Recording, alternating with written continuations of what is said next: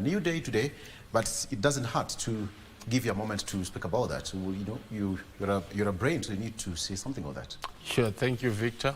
It is nice to have you on set again. Yeah. Thank you, my brother. Yes, I would want to say that it's a very sad incident when we received the news that our CDF had just died in a crash. The first one in the country. I think even in Africa, I don't know whether they say who has died in office. Because the number of messages which were coming to condole with the family and the country at large, I saw quite a number of people, presidents, CDFs, high-ranking members of various governments. It shows that it's something which did not only shock Kenyans, but across the African continent. It came as a surprise, and everybody was indeed in shock. Having said that, I would want to say that it's indeed unfortunate that we lost Ogola in the circumstances we lost him, because he was a man who had taken the reins of power, and he was executing his mission. Everybody who came into contact with him said he was a great man. I never did, but I think if people can say that, can say as much, then we have no reason not to believe. Ogola was an Air Force pilot, and not only being an Air Force pilot, he was a man who loved God. I think that was very clear. Yes. He has been the military, I don't know, chairman for Christian section for, I think, the longest, from the earliest ages, and that was a unique man. A military man, also who has a Bible on the side, who was working with his Bible. So that shows he was a visionary man, and he was a man who was ready to lead with the doctrines of the Bible.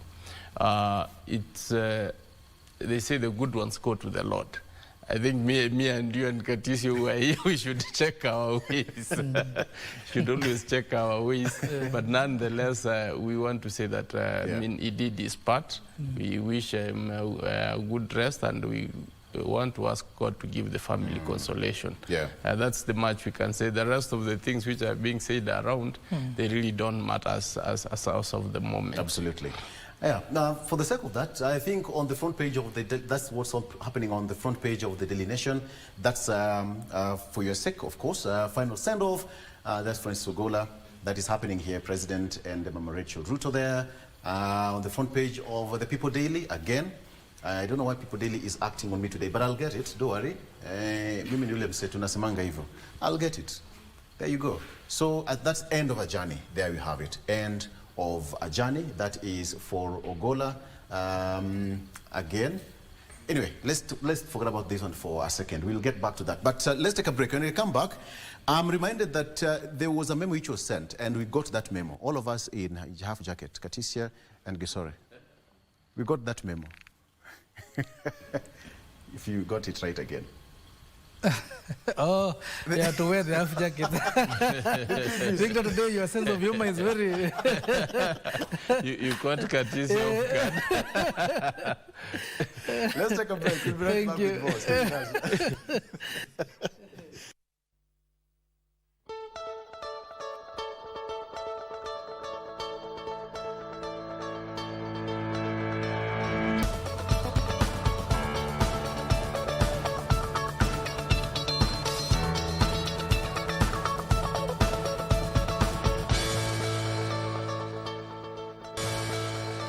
Very good. Now, let me take you through the front page of the Standard newspaper. That's what's on the front page of the Standard newspaper here. Ruto promises thorough probe to allay suspicion. Ruto promises thorough probe to allay a suspicion. Of course, the president pledges that he is going to make public the investigation report, as others in a country with report as Azimio leaders, yes, as Azimio leaders pile pressure for answers on the death of General Ogola and others in a country with unresolved high-profile murders. This is more or less the same what is also on the Daily Nation, but of course it was one of the key pointers during that burial ceremony in Ngea, Siaya County. So the president said that he'll do thorough investigations to allay suspicion.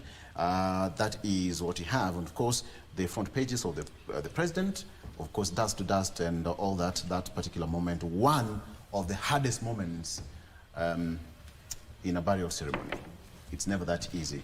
And of course, that is on the front page of the Standard newspaper, on the quick inner pages here. Again, still pictures and pictorials. Again, for the sake of our viewers who are not able to get that, that is also on the front page. And it's just pictorials on what really happened from A to Z, what really happened there in Siaya, the president, the mourners, of course, at the airport, the pallbearers, etc., etc. That is really what happened yesterday.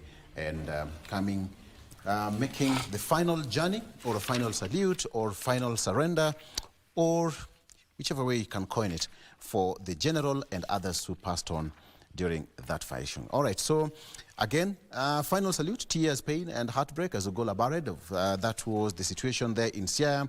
Ruto promises to make helicopter crash report public to allay fears. Bombers' intrigues creep into Ogola burial. We just discussed that. Gibson Wakili. Then again, let me just come back here and ask you two questions. The issue of making this helicopter crash public report, quite public, of course, and the issue of bombers. A quick take on that. Making the helicopter crash public, it's really neither nor there, because we've had a lot of crashes, but none has been made public as yet, as I can remember. But if the president promises as much, I don't know. It will be the first one we'll be having on our record. We will interrogate it when it comes. But I think it goes to the fact that a lot of stories are being said about it, and he wants to come to look like he's being held accountable and transparent, something which I think is very important. In any case, in every accident which involves an air crash, there needs to be an investigation which is conducted, only that we don't get to know what happens. And now, if the president says we're going to get it, then we hope it's what we are. It's going to be something which will be able to sit well with Kenyans. Yes. Because either way, it's neither nor there. Crash happened and we lost lives. So I don't see much attached to that, because as long as you're a dead, Victor, you know, the dead don't tell tales. Exactly. They don't come back here to defend themselves. Yes, yes. They don't come back and say, now, you know, that's a lie, or that is true, or that is not the position. So basically, it's just to process the whole crash story to wherever it belongs. That is in history, because it already happened. The bombers issue is one which is very contentious. I think when you mention bombers, everybody jumps up. Yeah. I mean, what I would want to say is that thank the president, because he has taken a very bold step and addressed the issues from as the head of state. As the rest of Kenyans, I don't think we have any right to start again pointing fingers, because if the president himself, with all the stories which are being said, went ahead and appointed him, I think that it makes the story to go to its logical conclusion that the president was indeed convinced that Ogola was the man who he needed to serve, regardless of the stories. The stories do not matter. It's what the action of the president. And I think it was very clear that when you looked at his CV, he said, this is the most competent man. This is the man we need for the military. So even if we point, we were not there. That we were not there, to just say anything. Yeah. Though politicians will be politicians, they will tell you one thing today, tomorrow they will tell you another. Just because they want, when they get to the mic, they get very sarcastic. They get some other ideas which they shouldn't, just to and then again, you know, when somebody has passed, people mourn. People mourn in different ways. So it doesn't matter what they say, but for me, from where I sit, I just want to say that he was a good man, and the president saw as much and appointed him. Now he's gone. Let him just rest. Whatever happens at Bomas happened. Okay. Allow me to put this. Katisia, you've also rolled up your sleeve, so Yes. the memo, imefika vizuri. Very good. Yes. So, gentlemen, the key word that is here, that he was sent by his superiors. We all know, and Dwale said, that CS Dwale said, that some of them are seated here. So who are these superiors who are superior to Ogola then? Right now he's general. So who are these superiors to Ogola, who some of them, which means some of them were not there and some of them were there? I don't know whether I'm putting me in a fix, Katisi, to answer this. No, it is a straightforward question, Victor. And I think, you know, if you're a CDF, of course, there's the minister, the CS for defense. So you should ask yourself, who was the then CS for defense? Then, of course, we know Ogola at that time, he was the vice chief of defense forces. So there was a CDF, yeah, who was in office. So there are so many, and you know, there are also cabinet secretaries, all those people who sit in the Security Council. So I think Dwale knew, and you know, he's the CS for defense. He knew what he was talking about, yeah. That and it was very clear, even from what the conversation between the president and the late Ogola, it was that Ogola was following instructions from his superiors, because he was just the vice chief of defense forces. And you know, as a soldier, when you are told jump, you don't ask why, you just jump, you know. And that's why I was saying that this issue of bombers is an issue which many politicians, as my brother Gibson has said, many politicians want to try to politicize this entire matter, but it is very clear that in military there is chain of command. Yes. Yeah, the immediate chain of command is your boss. Yeah, if you are the VCDF, then the CDF is your immediate boss, and anybody else who wants to give you instruction must do so through your boss. So it is open. Yeah, it is open, and we know very well that that time, we know who was the CDF. Yeah, and we know Ogola was the VCDF. So it is an open issue, which we cannot even talk much about it. But what I can say is that military issues are top confidential, and we should not even continue this discussion, Victor. Yes. Let us just... But my question is, how is it going to affect the 2027 general election, or even subsequent elections to come? Yes. You remember what Dwale said, that there's some officials who will not delegate or send their juniors to such kind of tallying center, Bomas of Kenya. How will this affect the subsequent elections? Gibson? I think that's a very good question now, Victor. I think that now should be able to be something we should be able to discuss. In law between me and Katisia, and you by association, now that you've incorporated yourself, there's something called delegation. There are some responsibilities you cannot delegate. I think that's what Dwale is trying to invoke, whereby he's saying, if it is trying to put that precursor that, you know, there was a CDF, but then Ogola was the VCDF, and it was sent. The same thing to the police. The police was, what was the name of the commissioner? Mutiambai. But Mutiambai was never there. It was the current guy who, I forget his name, who was also in Bomas, who was running the show. Not Kome. There was another, I've forgotten, is the vice commissioner, the deputy commissioner, who was also present. So there is that issue. I think that issue must have come up, and people are like now, people are running away from their responsibility and sending other people to do things which they're not comfortable to do.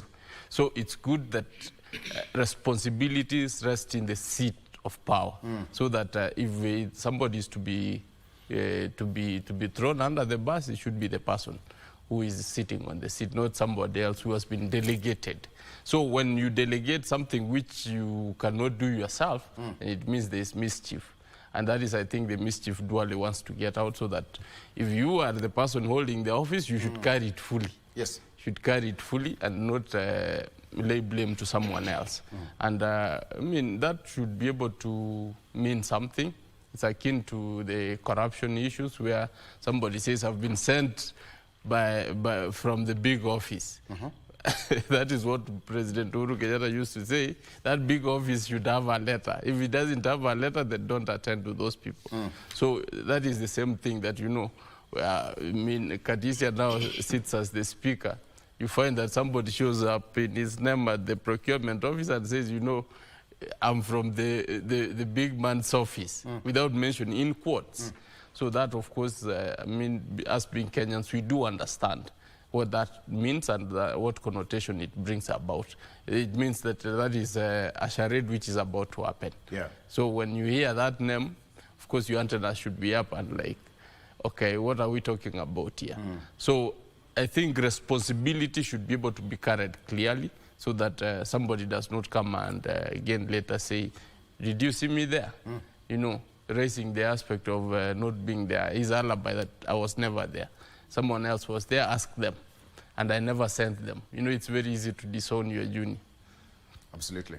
Yeah. Katisha, what do you think?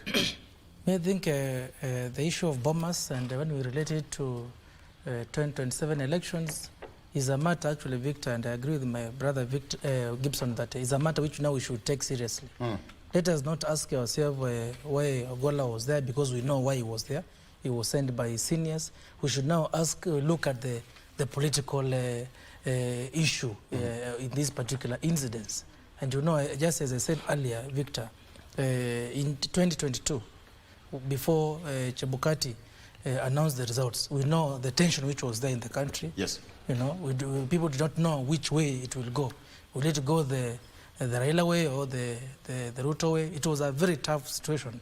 And the military had no option but to be very, very careful and ready for any eventuality. Yeah.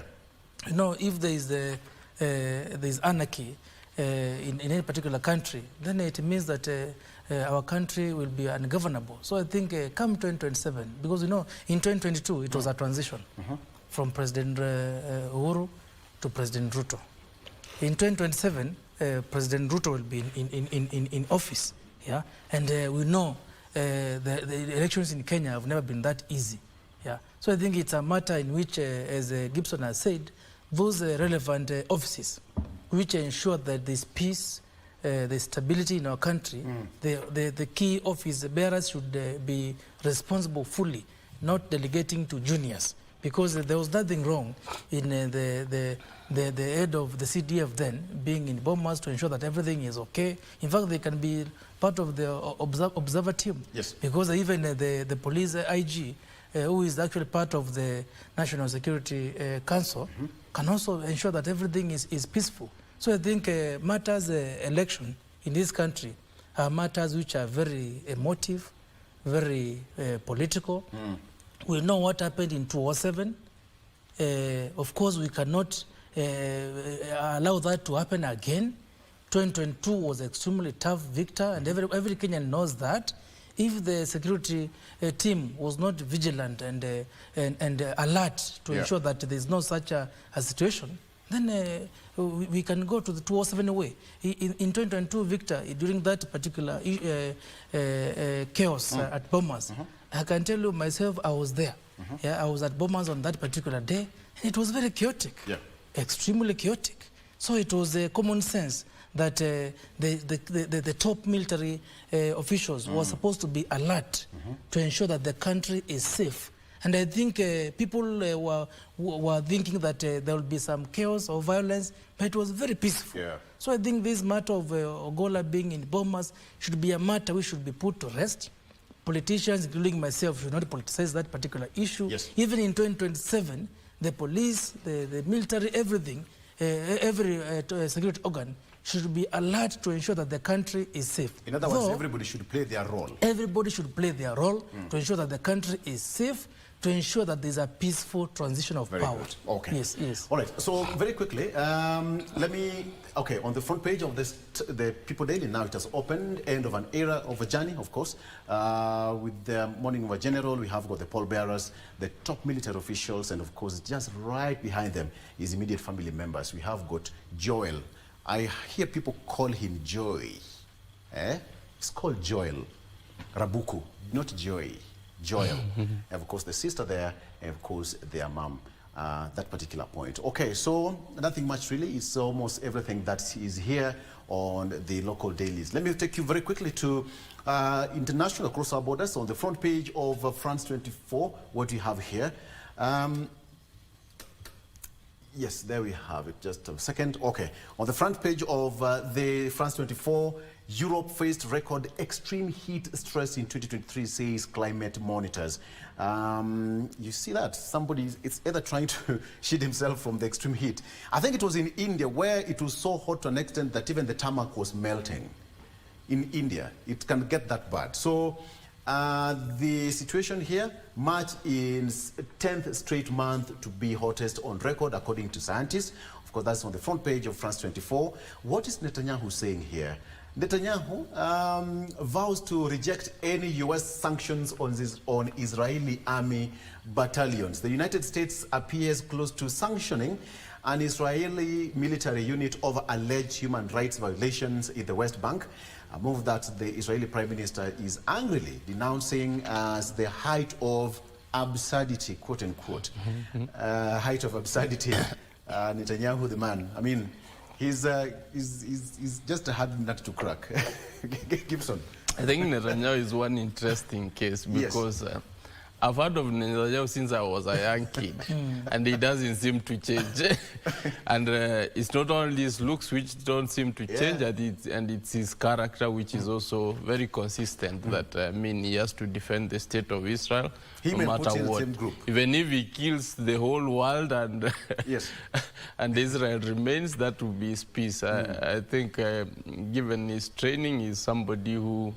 I think the Israelis have found to be the only person who can assure them of their security. But then there's a very thin line between providing security for your state and also human rights abuses. And defending your... yes. Yeah. So, I mean, he's a bag of a lot of things. I get that. Katisa will respond to that shortly. Of course, also on the front page of the BBC, again, Netanyahu vows to reject any U.S. sanctions on Israeli army.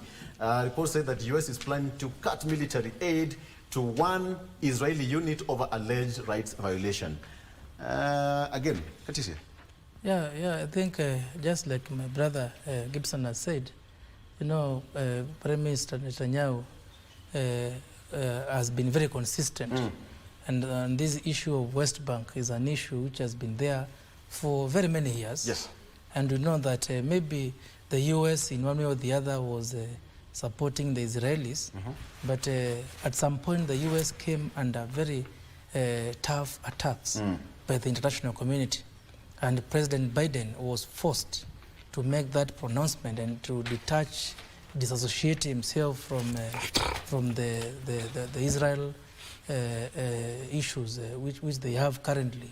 And it was a Security Council decision because the President of America was advised that if America does not disassociate, then there will be consequences, political consequences or economic consequences.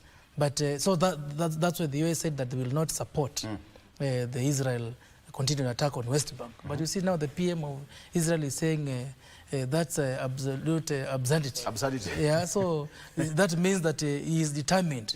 Israel is still determined to continue with the attacks on the West Bank. You know, at some point there was some little time for they were calling ceasefire for some few days, so that maybe the people at the West Bank can get some food and water and all those things. But I think this issue, Victor, is an issue which the international community should look at very carefully. You know, and it's an issue which has been there for very many years. Can we now come up with mechanisms of ending these conflicts once and for all? Because all these, you know, in Israel, we have Christians, and now West Bank is mostly the Islamic population. Could this be a religious issue? Because even in the Bible, this war has been there. I think it's something which holistically we have to address as international community. And the United Nations should come up and make a decision on it. You know, when they keep quiet and they allow a few states like the US to make some pronouncement, then it asks so many questions. You know, one of the reasons why we have the United Nations is to ensure that there is peace and security all over the world. But now the UN has been very quiet. What is happening? And I think it's high time that we hear of an urgent UN Security Council meeting or even UN General Assembly meeting for nations to discuss this issue, because, Victor, this issue in Israel is spilling over to other countries. Even as in Kenya, some of the issues we have, like maybe high fuel prices, are as a result of these wars. Yeah. So it's something which we should not let a single state make decisions. Exactly. We respect the PM for Israel, but what is happening is affecting other countries, including our own country. Effect. So our government, led by our able president, should come up. And the same way the US pronounced themselves, even Kenya should pronounce itself and say, where are we on this matter? Yeah. We must be decisive. The same way we were being told about General Ogola, he was firm, fair, and very decisive. So we expect leaders to be firm, fair, and very decisive. This matter of the Israel conflict is a matter which is affecting every country. Yeah. Yes.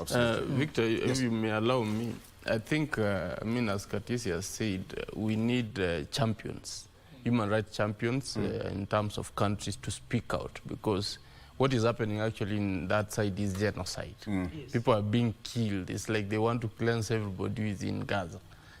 Provided you are there, you are already guilty as charged. Yes. And Israel has got all the power to deal with you whichever way. And America has been very complacent. It has not been able to speak till now, is when I'm seeing them starting to want. They're talking of a battalion, not even the larger effects of the country's decision-making, which they have even a war council. And then you see now, even the wars now is spreading out with Iran. There's already a conflict with Iran which has come into play. It's like, I think it's going to turn out of hand, and the countries are choosing sides. Once we have those chaos in the Middle East, as Katisi has highlighted, those are the countries which produce 90% of the 90% of the OPEC countries come from that side. So it means the world fuel prices are going to skyrocket, and that will affect the well-being of every citizen across the world. So it's very important that that issue is discussed and put to rest. Okay. Kenya gave a statement in regards to the Iran attack on Israel, and I think for us as Kenyans, we also need to tread carefully, because we do not have much of a footing in the international setting. And then Israel has been very supportive to Kenya. Yes. In every incident, in every major disaster we have had, Israelis have been the very first people to be even on site, even than any other neighbor. You want to remind us about the 1998 bombing? Yes, this is the 1998 bombing. Yes. There was the Kikambala bombing. Israelis were here first. Yes, and they fly from their country. They're not based anywhere in Africa. They fly from their country. Yes. They know that once Kenya is attacked, it's like they are brothers. They run fast. So that was, I think, something which, given that the diplomatic relationship we have, we also need to tread carefully. Because you don't want your friend who always comes to your rescue, you don't want to antagonize him. But then standing with the people of Gaza is also very important. I like the way South Africa has been able to stand out and even taken Israel to the ICC, and decision has been made, and they are continuously pushing. That is standing with Palestine. I think there's no any other country which has stood with Palestine like South Africa. I think Kenya sits in a very precarious situation. Yes, we sit in a glass house, we cannot throw stones. We are full. It's very important we become political on that issue, and I think maybe let South Africa take the lead, and other countries to stand up against the atrocities. You said that you used a boat coming to work. Sorry, can you see something in this caricature here, cartoon here? What do you read in this cartoon on the Daily Nation? There you go. What do you read? I can see very high-rise building, and that's basically Nairobi. I think ICC in the background, and then a politician, I think, given the statement given by our governor of Nairobi that we're going to do high-rise buildings. And I think something akin to a slum where people are on top of roofs. Of course, maybe their houses are flooded and they're crying for help. So what I'm not sure, and there's a lot of rain, so what I'm not sure in that picture is whether the high-rise building or the solution which the governor is giving is the one which is going to sort out the issues of these people in the slums, or that is a clear picture of what Nairobi is currently. Is this Sakaja, or because when you see a yellow helmet, You have got a reflector jacket there and high-rise building plans. Yes, Perhaps that this has is, to be Sakaja most definitely. And it's on top of a vehicle. Not anybody from the Kenya Kwanza administration. I mean, I don't But I mean, the high-rise building, who gave the story? Okay. Yes. Katisia, you... And then it is Nairobi. You see some people here perched on top of their shanties. This Yes. must be one of the informal settlements. Yeah, sure. And I think I agree with Wakili Gibson's observation. The politician could be Sakaja, because he's also in UDA, so he can have yellow reflector. I mean, the helmet. It could also be the president, because now the president has been very passionate about the housing project. Yeah, and even now the governor of Nairobi said that we need to have now high-rise buildings. So I think it's a matter of now addressing the issue of what are our priorities.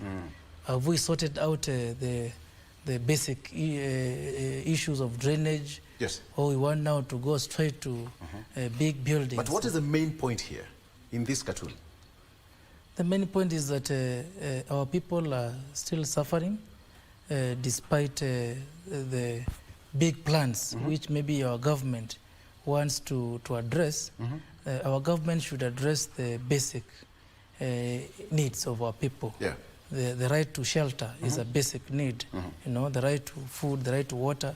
Those people who are in the roofs, do you expect them to have a good shelter there? Even our healthcare system is in a bad state. The doctors are on strike and people are on the roof. Okay. Chances are they'll get sick. So I think as the politicians are on top of the SUVs. In an umbrella. In an umbrella. Yes. They are and okay. a helmet. And a helmet. So and nothing can happen to them. Yeah. But the people there, they are just raising their hands. I don't know to who. Gibson, because their hands are up. Maybe they are praying to God. The situation has been so tough until now. They just want God to help them. So that's the way we are as Kenyans. What I'm seeing, Victor, is... Can we take a break? Yes. Let's take a break, because I can also see an SUV here, Iris building, it's raining, and all this is silhouette. You cannot see their faces, but we can clearly see who is here. Yes. All right? So let's take a break. We'll be right back. Gesori is so passionate about this. Say something about this. I don't know whether he's affected, or are you somewhere here? Let's take a break. Those are my people. Those are your people. Let's take a break. We'll be right back with more. Stay with us. The occasion.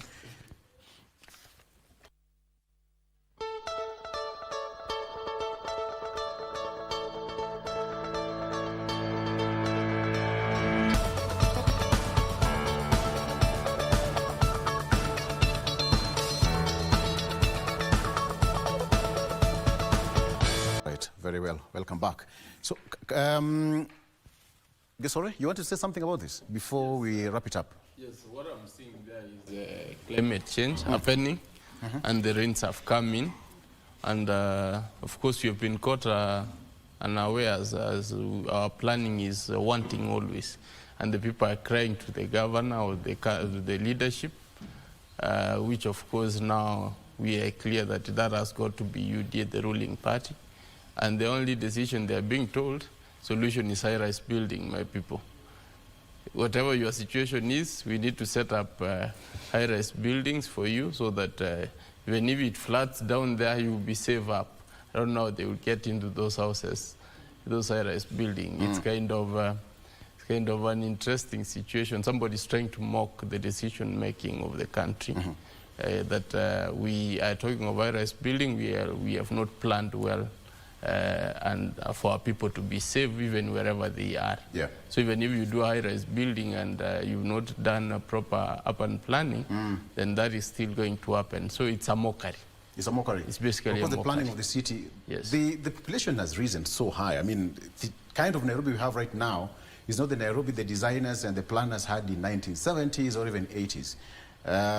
Gisore and your relatives and Katisi and your relatives are moving all the way from Kitui to Nairobi. I mean, you'd imagine the kind of ripple effect. But that is why we have what government, so that you plan ahead for your people. This is it. But what I would take home is, if you look at their angle of elevation, look at that. So which means whoever is the Mheshimiwa here is somewhere slightly above them. So when they're raising their hands to someone who is somewhere high in an elevated angle on top of an SUV, and of course a sunroof there, tinted windows, etc., etc. Something to the leaders. Just do whatever you can where you can. All right, so we wrap it up. But then the party grassroots election starting this week. I'm made to understand the ruling coalition. They're going to use technology this time around to use the tablets to, do the elections and all that, and to remit that information to the relevant tallying center. So how is it going to be this time around? Let me start with you, Katisia. The grassroots elections, one of the most contested exercises in our democracy. Yes, and you know, Victor, these are grassroots elections for the ruling party. You know, in some regions, once you get the UDA party ticket, yes, you are an automatic winner. If you go to my region where I come from in Ukambani, and to get the Wiper party ticket, that's already you are above 40% towards a victory. And you know, there has been so many issues surrounding the UDA party grassroots elections. We know it was to happen some time back, but it was postponed. This time round, I've seen in the papers that it may be done in some areas on Friday this week, especially in Nairobi. Yeah, and we have seen all those men of lobbying. You know, we understand the Nairobi governor, Sakaja, wants to become the chair of UDA Nairobi County. We have the MP for Embakasi North, the Honorable, I think it's Gakuya. Yeah, who wants to also become the chair. We know Gakuya is being sponsored by the Deputy President himself. You know, in the past there have been issues between Sakaja and the Deputy President. And you know, even in Mount Kenya, for example, the people who are actually up in arms trying to say, no, it has to be properly managed. Yeah, because they want to ensure that the best candidate wins to become the party official in the counties. So I think it's a very delicate matter by the ruling party. We believe that democracy will prevail. You know, party democracy, Victor, is not that easy. Yeah, some people want to impose themselves on others. Yes. But I think the ruling party should lead by example. If they are telling Kenyans that they are promoting democracy, let there be democracy within the party itself. And perhaps this is going to be a test to them. Yeah, it's going to be a test to them. And now the idea of going digital.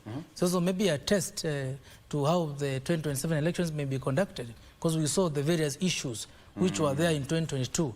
The issues of the KIMS kit, you know, failing at some point, and you know how they can be interfered with. Maybe, Victor, they are trying to prepare for 2027. You know, the UDA party, I can say maybe they are trying to be ahead of the other political parties. Because in 2027, definitely, it will be mostly digital.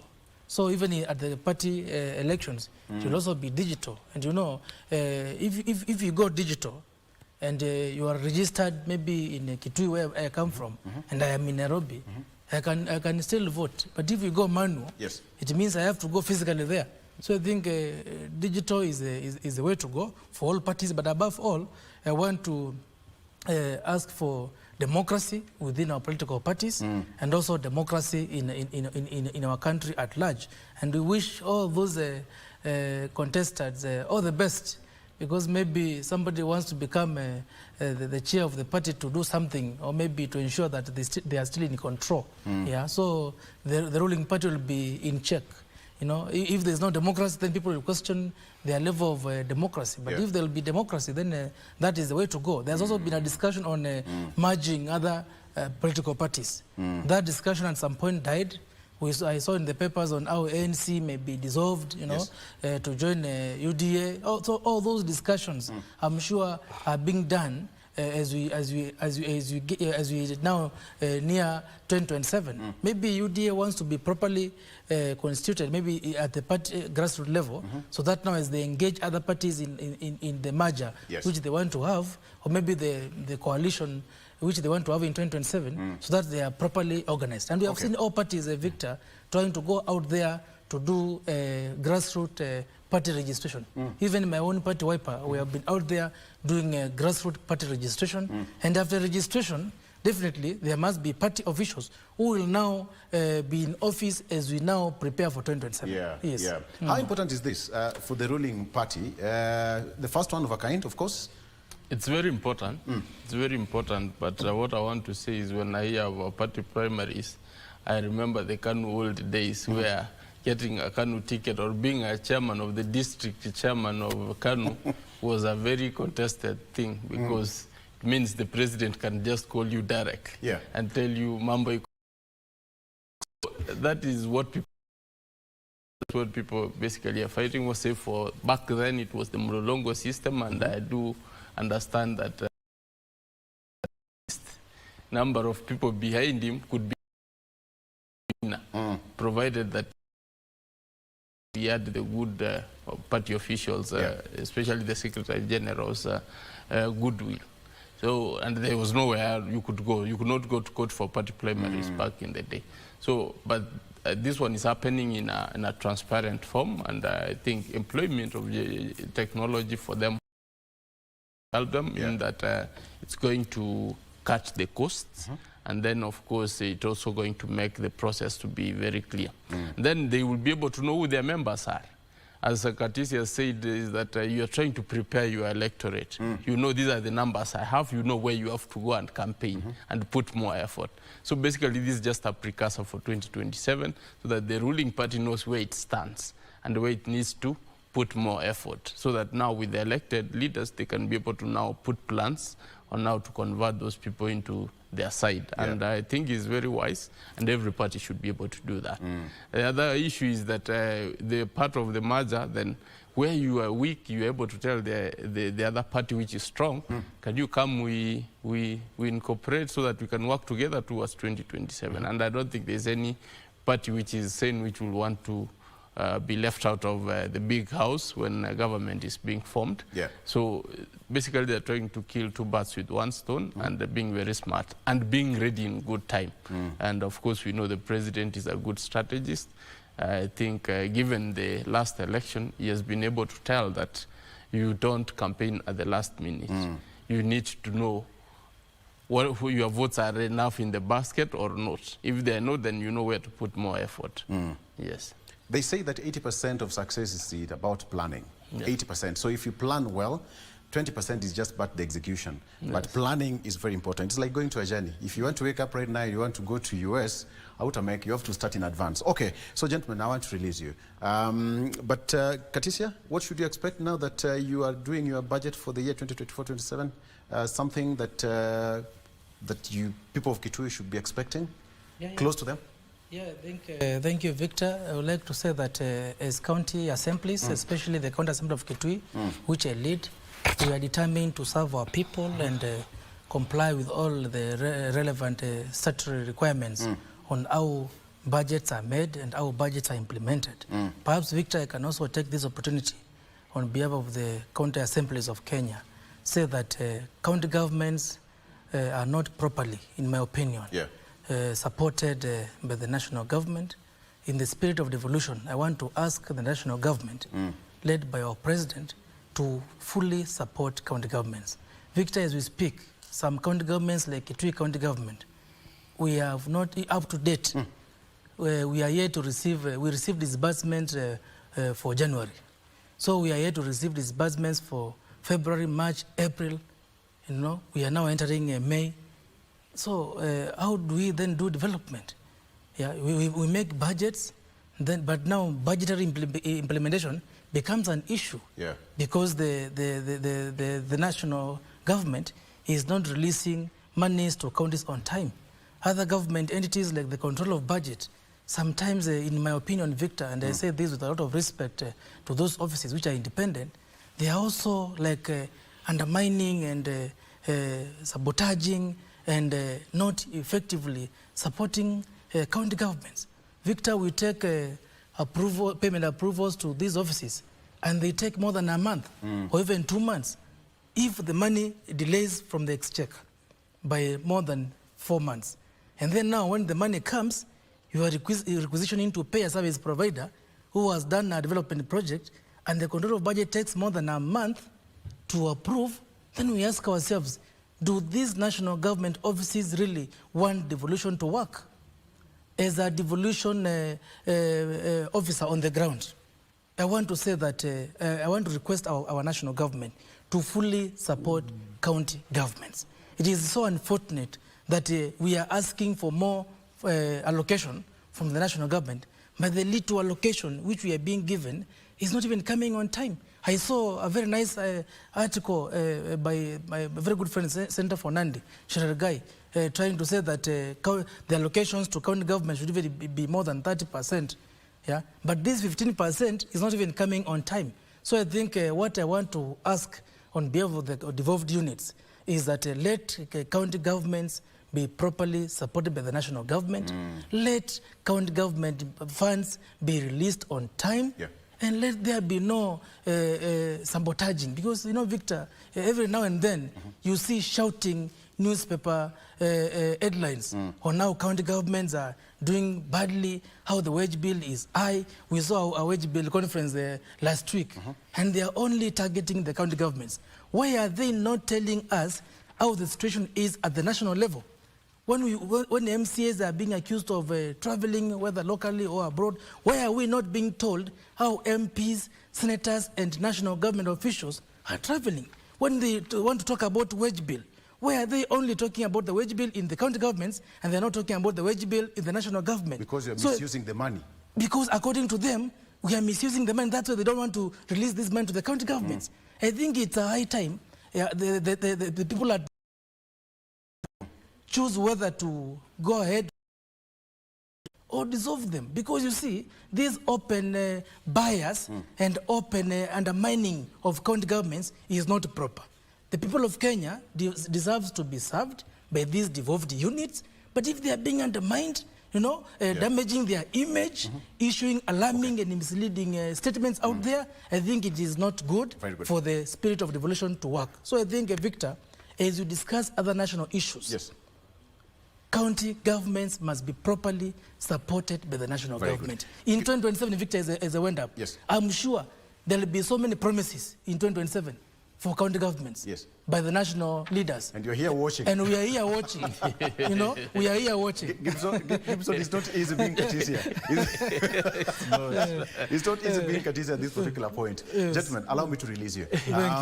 Gibson is going to our sister station, that is the Minto. So if you want to catch him on the Ekegusi language, he'll be there shortly so that you can follow the discussion. Also on the other side, thank you so much, Gigi Gibson Gesore, and thank you, KK, Kevin Katisia. From Kitui and from Kenya, KKKK. All of them. Very nice. I think I don't want his post. I've never seen him so mad like yes. I give him time so that he can express himself. Yeah, to vent, because you know, county governments needs to be supported, Victor. But we understand his position. I mean, being a speaker, I didn't know it was this the budget. It was very bad. Allocations must be there and all that. We feel okay. Let me just stick here. Thank you. Thank you so much, gentlemen. Thank you. I'll release you. All right, let's take a break and we come back. I'm still going to take you through what you have here on the smart board, and then we have got that summit, Connect Summit, happening very shortly. We'll also take you there before no time. Stay with us.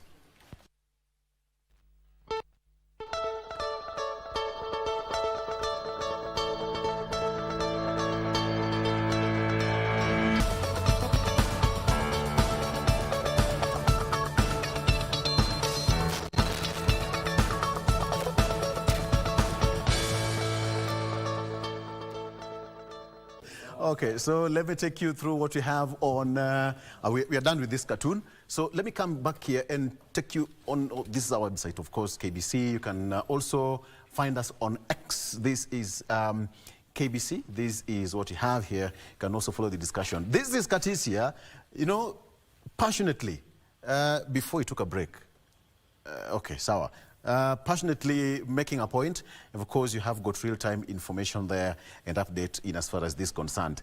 The water situation and the traffic situation in the city is just something that not so easy for many people, and that's where we are. And yes, we hope something is going to be done very quickly. This, again, you can go to Google Play, Play Store, and download the app, the KBC app, and of course, listen or watch, whichever you want, in our website here. And of course, Kenyan Medi convicted of terrorism to no fate today. This is in as far as matters terrorism and law is concerned. You can also take a look at that in the website. You can download. We have got radio stations there as much as you want. You can also watch and check on what is happening. For example, here, a terror convict charged with planning to establish an ISIS caliphate in Kenya and the East African region in 2016 will know his fate today. Of course, the Nairobi court is set to decide what sentence to hand down to Mohammed Abdi Ali, alias Abu Fida, alias Abu Shuhada, alias Abu Ramzi, who was on April 12th charged with being a member of ISIS terrorist group. So he's going to know his fate today and we'll be waiting to get to that information. So as far as this is concerned, you can also go and get your app. Of course, we have got radio services. You can listen live, tune in, online, and that. There we have it. We have got different radio stations, Radio Taifa, KB English Service, we have got Pwani, etc., etc. This is where Gisori is going to Minto. Yeah, this is what you have. So let me stand there. Very good. So it's going to Minto. You can take a look at that particular chart and read what you have. So that is as far as that is concerned. And finally, if you're just watching and before you leave the house, let me take you again coming back home. This is just posted a few minutes ago. African Education Ministers converge in Nairobi for key summit. This is quite important for the education sector. African Education Ministers converge in Nairobi for key summit that is led by C.S. Machogu himself, who is now going to play the host. Education ministers from 12 African countries will converge in Nairobi on Monday for the 6th forum of the Membership for Skills and in applied sciences, engineering and technology, that is PASET. They will be discussing strategies to strengthen Africa's capabilities in preparing manpower needed for modern industrial economies in Africa. That is going to be happening. The conference will be held between 23rd to 25th or 2024, which brings together the academia, industry and government across Africa to discuss the future of skills, 1, education, 2, and entrepreneurship in the continent. That is a very important summit. Okay, let me take you through the traffic again before you leave the house. Very important.